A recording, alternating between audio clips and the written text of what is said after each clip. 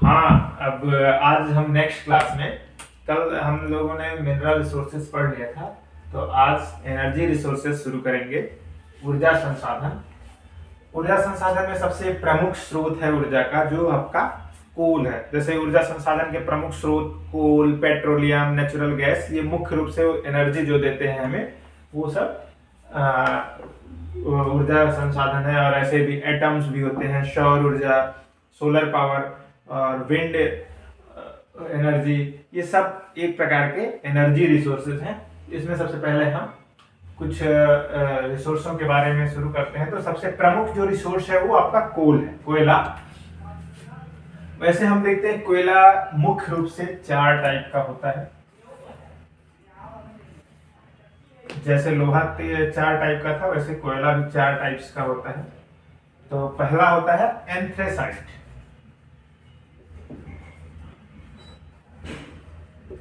Anthracite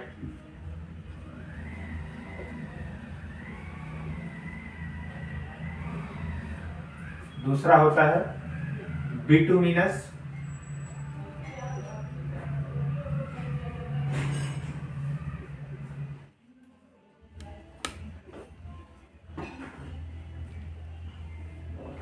lignite.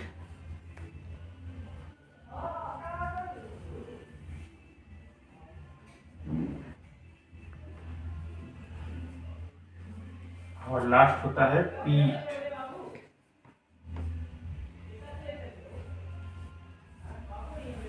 ये 4 प्रकार के मुख्य रूप से कोयला होते हैं, जिसमें ये इनका जो क्लासिफिकेशन किया गया है ये क्वालिटी बेसिस पे किया गया है कि इनकी क्वालिटी, सबसे क्वालिटी सुपर क्वालिटी होती है एंथ्रेसाइट की, जिसमें ये और इनका जो क्वालिटी बेसिस डिसाइड हुआ है वो कार्बन के ऊपर हो गया है कि कितना ये कार्बन प्रोवाइड करते हैं और कितना इनमें फॉग निकलता है, धुआं निकलता है।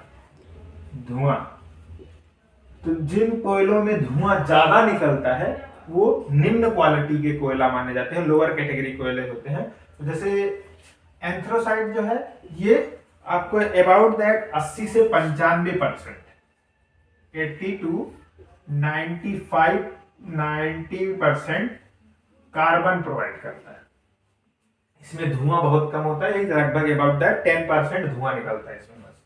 बिटुमिनस जो होता है आपका, ये लगभग 60 to 80% कार्बन देता है और धुआं जो रेस्ट ऑफ बचा कि 20 to 40% धुआं निकलता है इसमें।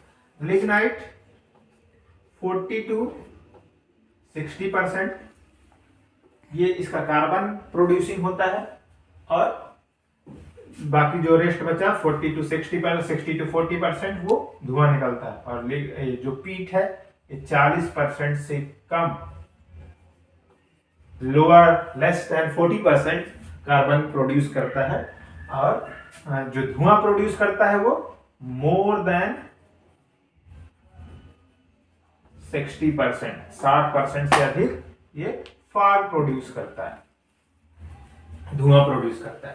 तो अब जो जितना अधिक कार्बन, जो भी कोल जितना ज्यादा मात्रा में कार्बन प्रोड्यूस करता है वही उसकी क्वालिटी होती है। ये कार्बन के थ्रू ही हमें एनर्जी प्रोवाइड करता है। तो हमेशा हमें यह ध्यान रखना है कि जिसका कार्बन प्रोडक्शन ज्यादा होगा, जिस कोल का, वो कोल उतना ही सुपर क्वालिटी का होगा। तो सबसे सुपर क्वालिटी है एंथ्रेसाइट, नंबर 2 पे आता है बिटुमिनस, नंबर 3 पे आता है लिग्नाइट, नंबर 4 पे आता है पीट। लिग्नाइट को हम भूरा कोयला भी कहते हैं, भूरा कोयला या ब्राउन डायमंड।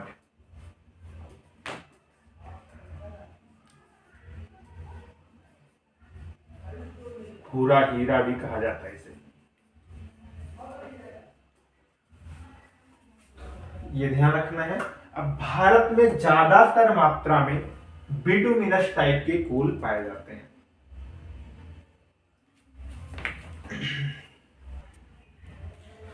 अब आगे हम देखते हैं, ये तो हमने इसका क्लासिफिकेशन देख लिया कि how many types of the कोल।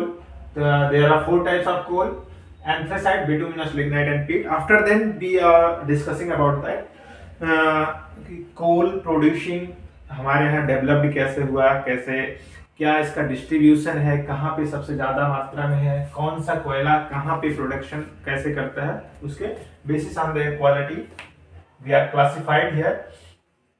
तो अब देखते हैं आपका सबसे पहले तो हम जो कोल इंडस्ट्री है हमारे यहाँ भारत में बिटुमिनस टाइप के कोल सबसे ज्यादा मात्रा में मिलते हैं और लगभग जो भारत का प्रोडक्शन है वो 80% प्रोडक्शन बिटुमिनस टाइप के कोल का ही होता है। 20% में लिग्नाइट और पीट शामिल है। एंथ्रेसाइट बहुत रेयर केस में शायद ही कहीं पाया जाता है, बहुत कम मात्रा में भारत में एंथ्रेसाइट कोल पाया जाता है, 1-2% में आता है आपका।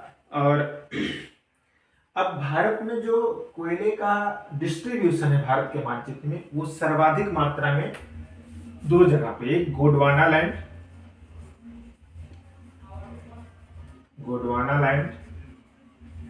और दूसरा टर्सरी क्रम के सॉइल्स में, रॉक्स में। इन 2 टाइप्स के चट्टानों में भारत में कोल क्षेत्र डिस्ट्रीब्यूटेड है। तो अब हम आइए देखते हैं मानचित्र में कि गोंडवाना लैंड में कहाँ और टर्सरी रॉक्स कहाँ कहाँ है डिस्ट्रीब्यूटेड है और उसमें कितना % कहाँ कोयला पाया जाता है।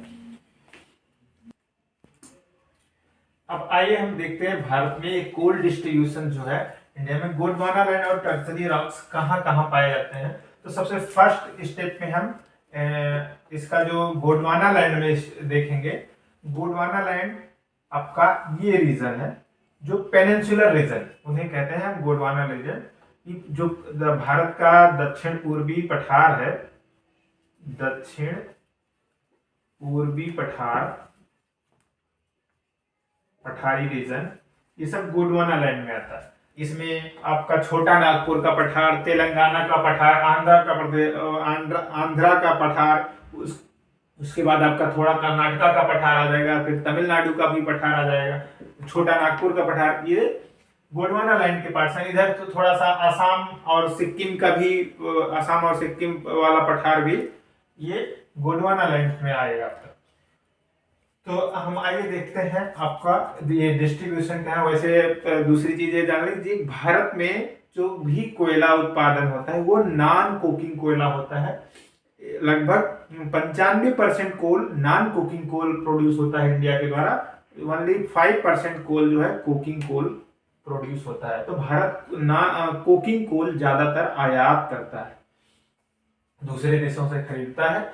अब हम देखते हैं थोड़ा बहुत ये कहाँ कहाँ आता है। और दूसरा फिर टर्सरी रॉक्स कहाँ पाया जाता है, ये ईस्टर्न पार्ट्स का आपका, ये जो आपका मेघालय, नागालैंड, अरुणाचल प्रदेश और आसाम, जम्मू एंड कश्मीर के भी कुछ पार्ट्स हैं, ये टर्सरी यूगिन रॉक्स के अंतर्गत आते हैं।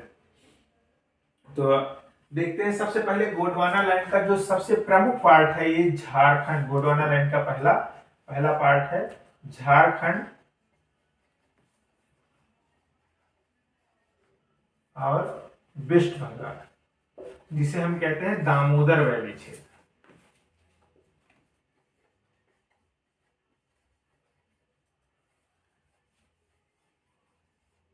वैली कोल रीजन,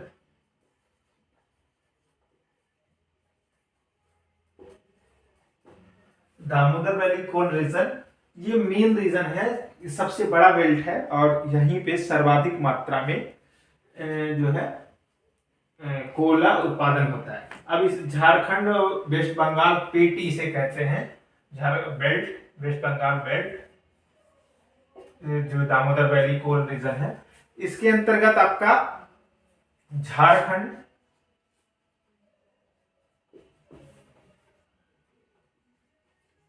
छत्तीसगढ़,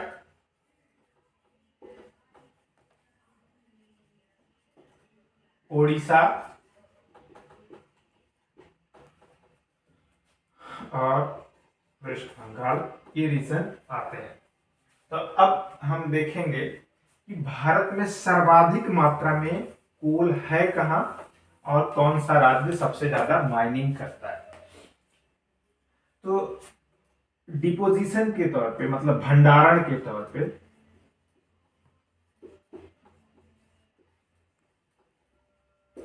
डिपॉजिट्स के तौर पे झारखंड नंबर के पहले स्थान पे है। झारखंड डिपोजिशन के तौर पे। तो भंडारण में, डिपोजिशन में झारखंड नंबर 1 स्थान पे है। नंबर 2 पे है ओडिशा। नंबर 2 पे ओडिशा दूसरे नंबर पे, और तीसरे नंबर पे आपका है छत्तीसगढ़।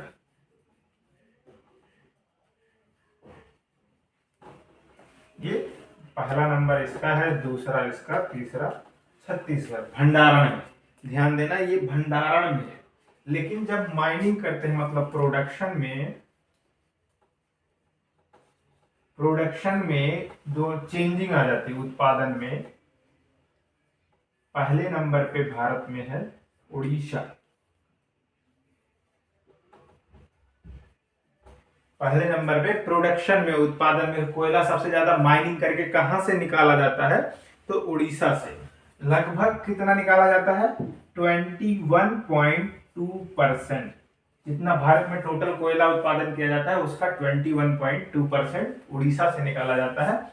दूसरे नंबर पे है छत्तीसगढ़।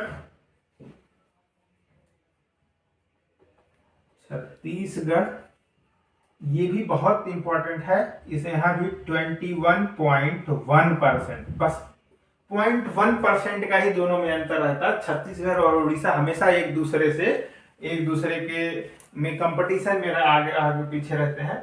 तो पहले नंबर पे अभी उड़ीसा है, दूसरे नंबर पे छत्तीसगढ़, और तीसरे नंबर पे है आपका झारखंड। कोयला उत्पादन में तीसरे नंबर पर झारखंड, ये 18.6% कोयला उत्पादन करता है, और इस आधार पे ये तीसरे नंबर पे है। चौथे नंबर पे आपका एमपी अर्थात मध्य प्रदेश कुल 16.6%, तो 16.6% कोयला उत्पादन करता है। तो मुख्य रूप से ये प्रोडक्शन में सर्वाधिक मात्रा में कोयल उत्पादन, प्रोडक्शन में ये स्टेट है आपके उड़ीसा, छत्तीसगढ़, झारखंड और मध्य प्रदेश। अब आपके एनसीईआरटी में एक सिगरेनी माइनिंग, कोल माइनिंग का वो डिस्कशन किया गया है। थोड़ा सा हम उसके बारे में डिस्कसन करते हैं, फिर आपको और डिटेल में बताते हैं कि झारखंड, उड़ीसा, छत्तीसगढ़ इसमें, या तमिलनाडु, तेलंगाना, इसमें कौन कौन सा डिस्ट्रिक्ट है जो सर्वाधिक मात्रा में कोयले के लिए जाना जाता है। देखिए, जैसे कोयला पहले निकाला कैसे जाता था, या माइनिंग कैसे किया जाता है, या कैसे हम, क्योंकि कोयला जब मिट्टी के साथ मिला होता है तो उसमें कार्बन तो पहले होता ही है, और कार्बन जब वायु से संघनित होता है तो हमारे लिए कार्बन जो नुकसानदायक होता है। तो कितना % कार्बन हम सह सकते हैं, कैसे पता करते थे ये माइनिंग करने के लिए। पहले किसान जब या मजदूर वर्ग जो माइनिंग में, खदानों में उतरते थे, तो वो अपने सुरक्षा के लिए बातें करते थे। तो इसका उदाहरण आपके किताब में सिगरेनी में जो माइनिंग करने वाले लोग हैं वो कैसे उसको करते थे, तो उन्होंने बताते हैं कि वो सबसे पहले जो खादान होती थी, खादान के नीचे एक छोटी सी चिड़िया पकड़ करके उसमें डाल देते थे, और वो चिड़िया उसमें अंदर जब जाती थी तो वो ओपन होती थी तो फड़फड़ाती थी। जैसे उसमें अगर कार्बन की मात्रा बहुत ज्यादा, तो वो चिड़िया अपने आप, जब चिड़िया सहन नहीं कर पाती थी, तो अपनी बचाव के लिए बाहर फड़फड़ाना, जोर जोर से ची ची करना, आवाज करना, या कुछ देर बाद ची ची करते हुए पटाख से गिर करके मर जाना। तो इससे मजदूर ये पता लगा लेते थे कि ये यहाँ खादान जो है इसमें कार्बन की मात्रा अधिक है, यहाँ माइनिंग करना सुरक्षित नहीं है। तो अपनी सुरक्षा व्यवस्था के साथ उसमें या तो माइनिंग करते थे, या तो उसे स्किप कर देते थे, छोड़ देते थे ये चीजें। लेकिन आज वर्तमान समय में हमारे साइंटिस्ट लोग अच्छे अच्छे उपकरण जो है निकाल लिए हैं, जिससे कार्बन डाइऑक्साइड की हवा में न्यूनतम 10 ppm से लेकर के अधिकतम जो है 100 ppm तक के बारे में वो बता सकते हैं कि कितना जो है वो रेटिंग को मेजर कर सकते हैं कि अंदर माइनिंग कोल माइन में कितने मात्रा में कार्बन उत्सर्जन हो रहा है। ये चीजें थी आपके बुक्स में लिखी हुई हैं। सिगरेनी में कैसे वो चिड़िया के द्वारा खनन कर्मी अपने बचाव के कार्य करते थे या माइनिंग करने की सोचते थे। तो अब आइए हम लोग डिटेल में देखते हैं कि जो प्रोडक्शन है वो कहाँ कहाँ पे होता है और कैसे कैसे होता है। तो सबसे जो इम्पोर्टेंट क्षेत्र है मध्य प्रदेश का सिंगरौली डिस्ट्रिक्ट आपका, और उड़ीसा में आते हैं। और सबसे पहले उड़ीसा देखिए, उड़ीसा में रामपुर एंड तालचेर, दो डिस्ट्रिक्ट मुख्य रूप से इंपॉर्टेंट है यहाँ पे, रामपुर और तालचेर।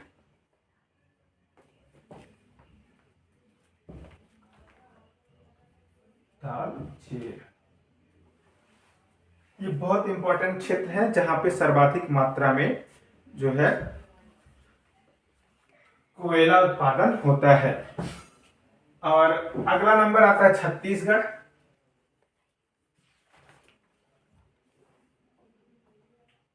छत्तीसगढ़ में जो आपका क्षेत्र है यहाँ पे कोरबा,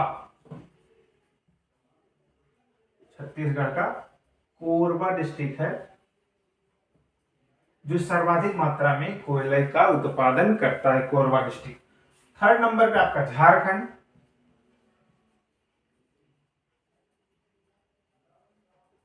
ये डिस्ट्रिक्ट मतलब कि यहाँ पे प्रोडक्शन भी ज्यादा होता है और यहाँ पे वो है। तो ऐसे भंडारण में आपको पहले ही बता दिया, झारखंड में सर्वाधिक मात्रा में कोल भंडार है, लेकिन हम वहां माइनिंग नहीं कर पाते हैं ज्यादा। तो कोयले के भंडारण में झारखंड सबसे इंपॉर्टेंट है। झारखंड का झरिया डिस्ट्रिक्ट, झरिया डिस्ट्रिक्ट में कोयले का भंडारण सबसे अधिक है। झारखंड का झरिया, कोडरमा,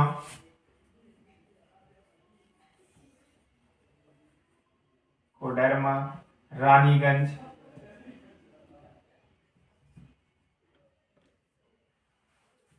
हजारीबाग, धनबाद, ये सब बहुत ज्यादा मात्रा में कोयला उत्पादन करने वाले क्षेत्र हैं झारखंड के।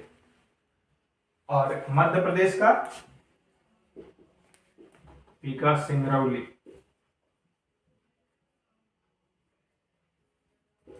सिंगरौली डिस्ट्रिक्ट ये एमपी और यूपी दोनों में आता है। थोड़ा बहुत इसका यूपी के भी क्षेत्र में आ जाता है, इधर सोनभद्र और मिर्जापुर के इलाके को टच करता हुआ ये दोनों पार्ट्स में आता है। तो एमपी का ये सिंगरौली क्षेत्र एमपी और यूपी दोनों में आता है, तो हमने देखा। अब इसके बाद महाराष्ट्र,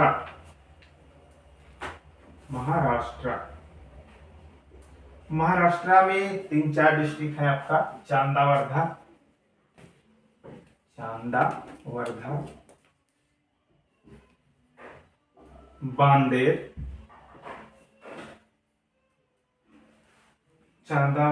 बांदेर, और कैंपटी,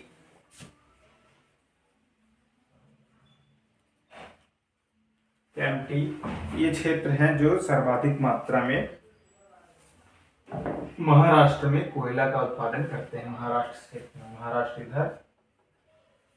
अब आपको एक बार मैप में ध्यान दे दीजिए, उड़ीसा, छत्तीसगढ़ आपका, इसके इधर झारखंड आ गया। झारखंड में झरिया, कोडरमा, रानीगंज, बोकारो, गिरिडीह, ये सब क्षेत्र कोयला में, झारखंड में भंडारण में तो कोयला बहुत मात्रा में है झारखंड में, लेकिन माइनिंग करने के लिए हमें उड़ीसा में सबसे ज्यादा मात्रा में माइनिंग होती है। उड़ीसा के रामपुर और तालचेर डिस्ट्रिक्ट में सर्वाधिक मात्रा में माइनिंग की जाती है। उसके बाद आपका एमपी आ गया, मध्य प्रदेश का सिंगरौली डिस्ट्रिक्ट जो एकदम उत्तर प्रदेश और मध्य प्रदेश के बॉर्डर पे है, सिंगरौली। उसके बाद आपका फिर आता है महाराष्ट्र में चांदा, वर्धा, बांदेर और कैंपटी है। उसके बाद आपका एक तेलंगाना, तेलंगाना में आपने अभी देखा सिंगरेनी, सिंगरेनी माइनिंग है, सबसे इंपॉर्टेंट है सिंगरेनी, ये बहुत ज्यादा मात्रा में यहाँ पर कोयला पाया जाता है। अब तेलंगाना आंध्र प्रदेश से अलग हुआ है, तो आंध्र प्रदेश राज्य में भी एक है पांडुर। पांडुर जो है ये तेलंगाना का सिंगरेनी और आंध्र प्रदेश का पांडुर, ये दो कोल माइनिंग में बहुत ही इंपॉर्टेंट रोल, भारत में कोयला प्रोड्यूशन में बहुत इंपॉर्टेंट रोल अदा करते हैं। ये क्षेत्र थे आपके गोंडवाना लैंड के कोल प्रोडक्शन क्षेत्र, जिसमें असम का भी क्षेत्र आता है और थोड़ा सा। तो असम में माकुम, गोंडवाना में असम भी आता है, तो असम में माकुम, माकुम डिस्ट्रिक्ट, जयपुरा और नजीरा डिस्ट्रिक्ट, ये असम का क्षेत्र है, जो असम के पार्ट्स में ये पार्ट्स आते हैं। तो अब हम देखते हैं कि टर्सरी यूरेनियम प्रोडक्शन कहाँ कहाँ होता है। आप ध्यान दीजिएगा जरा सा।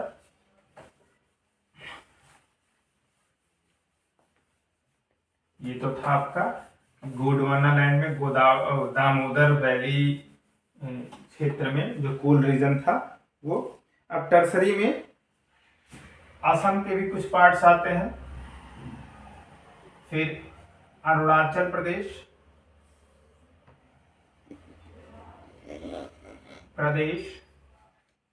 ये किस में आता है, tertiary rocks reason.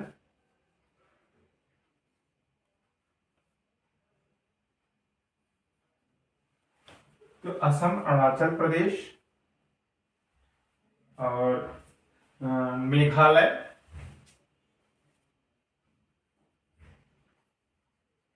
Meghalaya, Nagaland और थोड़ा बहुत जम्मू कश्मीर, JNK, जम्मू कश्मीर।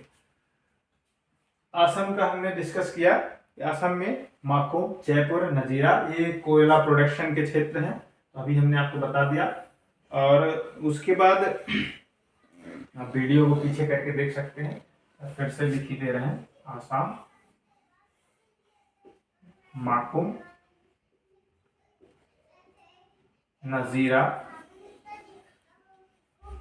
और जयपुर। अरुणाचल प्रदेश, अरुणाचल में नामचिक और नामफुक, नामचिक और दूसरा है नामफुक। दो क्षेत्र हैं, नामचिक और नामफुक, अरुणाचल प्रदेश में, जहां पे कोयला उत्पादन किया जाता है। इसके बाद आपका मेघालय रीजन है, सबसे इंपॉर्टेंट मेघालय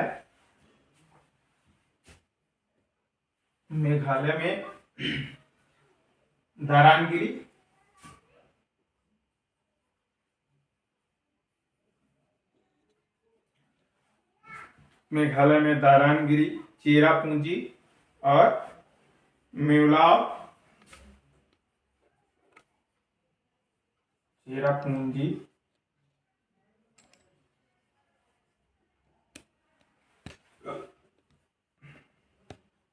मेवलांग और लैंगिंग।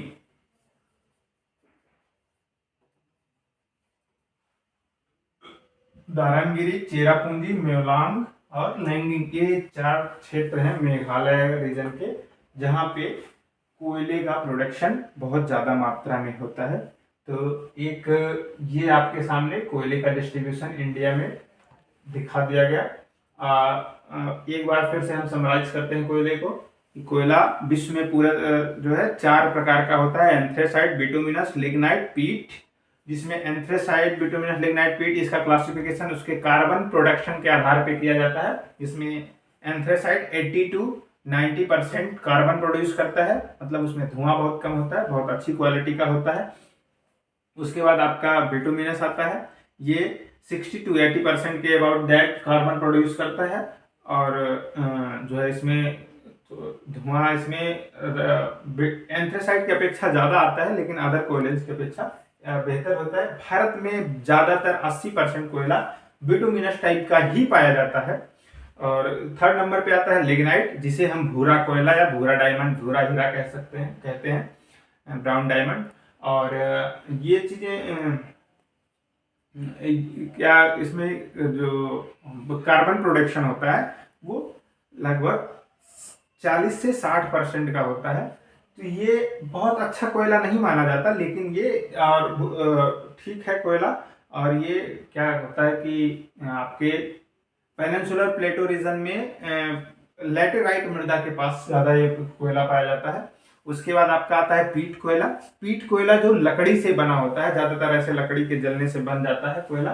सबसे प्राइम जो कोयला होता है, कोयला बनने की प्रोसेस में सबसे कम टाइम में जो कोयला निर्मित होता है वो पीट कोयला निर्मित होता है। इसमें ह्यूमिडिटी ज़्यादा होती है, और ह्यूमिडिटी ज़्यादा होने के कारण ही इसमें धुआं ज़्यादा निकलता है। और इसमें कार्बन प्रोडक्शन बहुत कम मात्रा में होता है, कि लेस देन 40% कार्बन प्रोडक्शन होता है, और मोर देन 60% इसमें धुआं होता है। तो इस प्रकार से चार पार्ट्स हो गए कोयले के आपके क्लासिफिकेशन। और भारत में जो भी कोयला प्रोडक्शन होता है वो सर्वाधिक मात्रा में बिटुमिनस टाइप का ही होता है, और नॉन कोकिंग होता है। मतलब 95% कोयला नॉन कोकिंग होता है, और 5% कोयला जो है कोकिंग कोयला होता है, जो झारखंड के रीजन में पाया जाता है। और इसके बाद आप ध्यान दीजिए तो भारत में जो इसका डिस्ट्रीब्यूशन है वो गोंडवाना लैंड और टर्सरी यूगिन रॉक्स के अबाउट दैट है। तो गोंडवाना लैंड का जो रीजन है वो आपका southern part, southern peninsular reason, मतलब दक्षिणी पठारी क्षेत्र का पार्ट है, जिसमें छोटा नागपुर का पठार, तेलंगाना का पठार, तमिलनाडु का पठार, आंध्रा का पठार, कर्नाटक का पठार, ये सब रीजन आते हैं। जिसमें छोटे नागपुर के पठार में उड़ीसा, झारखंड और छत्तीसगढ़, वेस्ट बंगाल, उसके बाद इधर तेलंगाना, तो तमिलनाडु और महाराष्ट्र, ये सब क्षेत्र आते हैं का कोयला उत्पादन में। दूसरा टर्सरी यूगिन में इधर नॉर्थ ईस्टर्न रीजन के क्षेत्र, जैसे आसाम, सिक्किम, अरुणाचल प्रदेश, मेघालय, नागालैंड, ये सब क्षेत्र हैं जो टर्सरी यूगिन रॉक्स रीजन प्रोवाइड करते हैं। और भारत में कोयला भंडारण के मामले में हमेशा ये ध्यान रखिएगा, भंडारण और माइनिंग दोनों अलग अलग चीजें हैं। हमारे पास इतनी मात्रा में है, लेकिन हम कितने का उपयोग कर ले रहे हैं वो प्रोडक्शन होता है। तो हम जितना कोयले का निकाल पा रहे हैं, सर्वाधिक ज्यादा मात्रा में उड़ीसा से हम कोयला प्रोडक्शन करते हैं, निकालते हैं। हमने डाटा दिया आपको 21.2%। उसके बाद सेकंड नंबर पे छत्तीसगढ़ है 21.1%। ये दोनों का कंपटीशन अच्छा तगड़ा रहता है। उसके बाद झारखंड आता है 18.6%, मध्य प्रदेश 16.6%। ये इसका प्रोडक्शन में रेशियो है, जबकि भंडारण में पहले नंबर पे झारखंड, दूसरे नंबर पे उड़ीसा, तीसरे नंबर पे छत्तीसगढ़, चौथे नंबर पे महाराष्ट्र है। अब बाकी हम अब आपने कोयला पढ़ लिया। अब इसके बाद हम देखते हैं, आपकी बुक्स में दिया हुआ है पेट्रोल। पेट्रोल क्या होता है? आप लोग तो खूब अच्छे से पेट्रोल से परिचित होंगे कि पेट्रोल एनर्जी रिसोर्स है हमारे मोटर वाहनों में और सभी ज्वलनशील चीजों में जहां जरूरत होती है। पेट्रोलियम पेट्रोलियम इन सब चीज़ों का यूज होता है। और भी इसके कुछ यूजेस हैं, जैसे हम इनको किसी भी चीज़ को सॉफ्ट बनाने के लिए, जैसे बैक्स करने के लिए, बैक्स, श्रोप और वैसलीन, जहाँ जहाँ ह्यूमिड प्रोवाइड किया जाता है, थोड़ा सा हम इसमें वहाँ पे पेट्रोलियम जेली का यूज करते हैं और ये सारी चीजें हम निर्मित करते हैं। जितना भी लुब्रिकेंट प्रोवाइड करना होता है सब में पेट्रोलियम का यूज किया जाता है। इतना पता चल गया। अब जो ये पेट्रोलियम होता है ये ज्यादातर टर्सरी यूनियन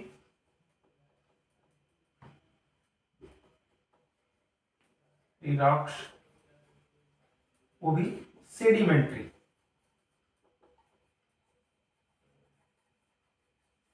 सेडिमेंट्री रॉक्स में ज्यादा पाया जाता है। सेडिमेंट्री रॉक्स का मतलब अवसादी चट्टानें। अवसादी चट्टानें, चट्टानें कितनी प्रकार की होती हैं? 3 प्रकार की, आग्नेय, कायांतरित और अवसादी। आग्नेय, अवसादी और कायांतरित। तो इग्नियस, सेडिमेंट्री और मेटामॉर्फिक। तो ये सेडिमेंट्री जो चट्टानें हैं इनके अंतर्गत पेट्रोलियम ज्यादा पाया जाता है। क्यों? क्योंकि ये तो पेट्रोलियम, कोल, ये सब क्या, ये वेजिटेशनल फॉसिल्स हैं। ये हमेशा वनस्पतिक जीवाश्म के द्वारा ये डेवलप होते हैं, तो इन्हें हम वेजिटेशनल फॉसिल्स कह सकते हैं। ये अवसादी चट्टानों में बहुत ज्यादा मात्रा में पाया जाता है। टर्सरी युगीन भारत में पेट्रोलियम बहुत ज्यादा मात्रा में नहीं पाया जाता, लेकिन फिर भी सबसे पहला जो भारत में पेट्रोलियम कारखाना था वो असम के डिगबोई में था। असम के डिगबोई, डिगबोई रीजन बहुत फेमस है। सबसे पहले तेल प्राकृतिक गैस आयोग बना। तेल प्राकृतिक गैस आयोग 1956 में ये बना। 1956 में, 1956 तक सिर्फ हमारे पास एक ही सोर्स था, असम का डिगबोई, जो पेट्रोल प्रोड्यूस करता था। तो उस समय तक मतलब natural oil and natural gas commission established in 1956। तो अब हम आगे देखते हैं कि इसके बाद जो कंडीशन हुआ कि अब फिर हमारे जो गवर्नमेंट आई उसने सर्च करना शुरू किया कि और कहाँ कहाँ हमें पेट्रोलियम मिल सकता है, क्योंकि ये एक प्रकार से तरल सोना है हमारे लिए, लिक्विड गोल्ड के रूप में जाना जाता है। पेट्रोल बहुत इस समय आप जान ही रहे कि पेट्रोल से जनता सबसे ज्यादा सरकार से सवाल उठाती है, तो कि पेट्रोल का दाम बढ़ा दिया, डीजल का दाम बढ़ा दिया, पेट्रोल डीजल। तो मतलब वो सरकार को टारगेट भी कर रही है, तो महंगाई बढ़ी है, महंगाई बढ़ी, महंगाई कहाँ दिखाना है तो पेट्रोल और डीजल पे दिखा देते हैं। तो मतलब सोचो कि पेट्रोल हमारे लिए कितना इंपॉर्टेंट है, ये मिनरल ऑयल्स।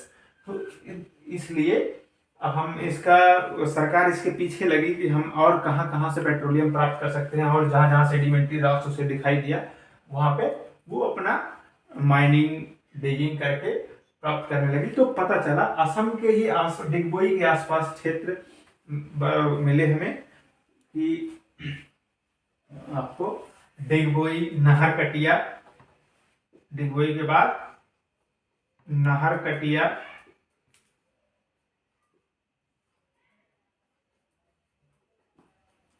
नाहरकटिया,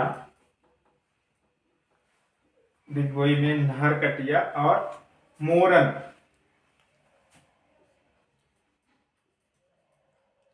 मोरन,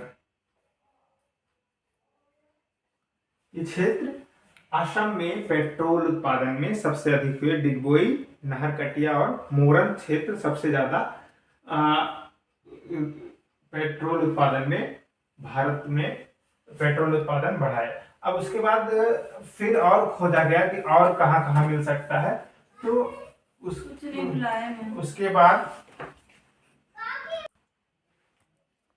हमने देखा कि सबसे पहले पेट्रोलियम आया असम के डिगबोई क्षेत्र में, और जो oil and natural gas commission established हुआ 1956 में। उस समय तक सिर्फ हमारे पास असम का डिगबोई क्षेत्र ही था जो पेट्रोल प्रोड्यूस करता था।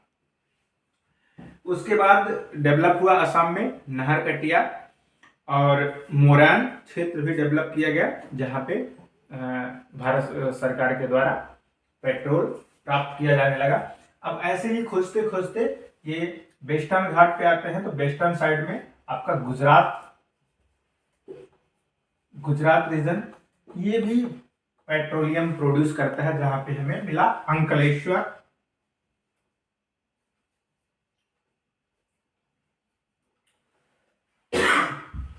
अंकलेश्वर, कलोल, अंकलेश्वर, कलोल और मेहसाना,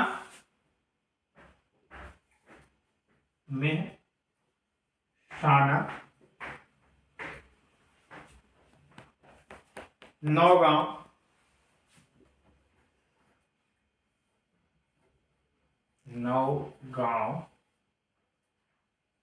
कोशांबा,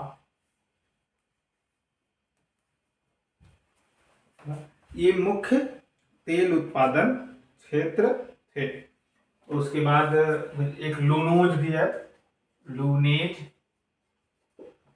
गुजरात के अंकलेश्वर, कलोल, मेहसाना, नौगांव, कोशांबा और लूनेज, ये मुख्य रूप से गुजरात का क्षेत्र जो पेट्रोलियम उत्पादन करता है। उसके बाद आपका महाराष्ट्र के क्षेत्र में आ जाता है पुष्टम में मुंबई हाई।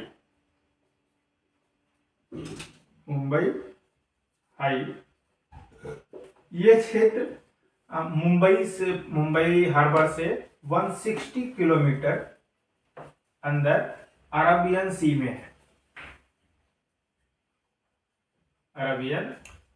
है, जहां पे जो है ये भारत के इंटीरियर पार्ट्स में आता है। तो जहां पे भी पेट्रोलियम उत्पादन भारत में ज्यादा मात्रा में करने लगा है, यहाँ भी पेट्रोल मिलता है। तो ये क्षेत्र थे आपके पेट्रोलियम उत्पादन के, जिसमें पेट्रोल रिजर्व में सबसे ज्यादा जो रिजर्व की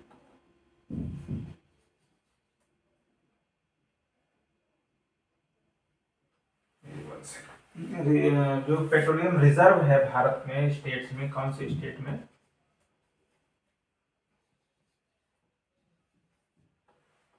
सर्वाधिक मात्रा में, तो सबसे पहले तो आसाम नंबर 2 पे, गुजरात और नंबर 3 पे है आपका राजस्थान। जहां जहां सेडिमेंट्री रॉक्स सर्वाधिक मात्रा में पाई जाएंगी, टर्शियरी रीजन, वहां पे जो आपका पेट्रोलियम पाया जाएगा। ये रहा आपका पेट्रोलियम एनर्जी रिसोर्स। अब इसके बाद थर्ड नंबर पे आता है गैस। तो नेचुरल गैस आप ये ध्यान दे लीजिए कि नेचुरल गैस और पेट्रोल लगभग एक दूसरे के सहयोगी सप्लीमेंट के रूप में हर जगह पाए जाते हैं। जहां जहां पेट्रोल पाया जाएगा वहां वहां नेचुरल गैस भी पाया जाएगा। तो नेचुरल गैस, अब नेचुरल गैस अथॉरिटी के लिए सर्वप्रथम इंडिया में एक गेल नामक संस्था का आयोजन किया गया। गेल का मतलब हुआ gas authority of India limited.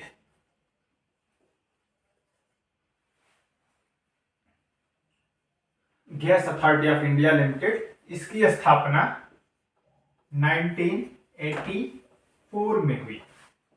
गेल, इसका क्या था काम कि नेचुरल गैस को प्रिजर्व करना, उसको माइनिंग करना, कहाँ रिजर्व है इसका पता लगाना, ये सारी चीजें ये इस natural gas authority of India का काम हुआ। इसमें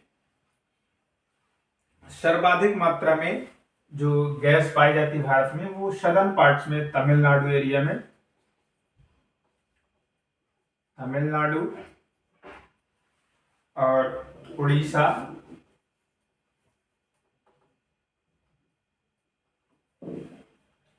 राजस्थान,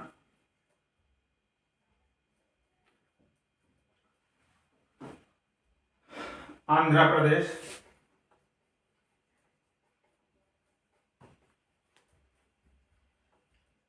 त्रिपुरा,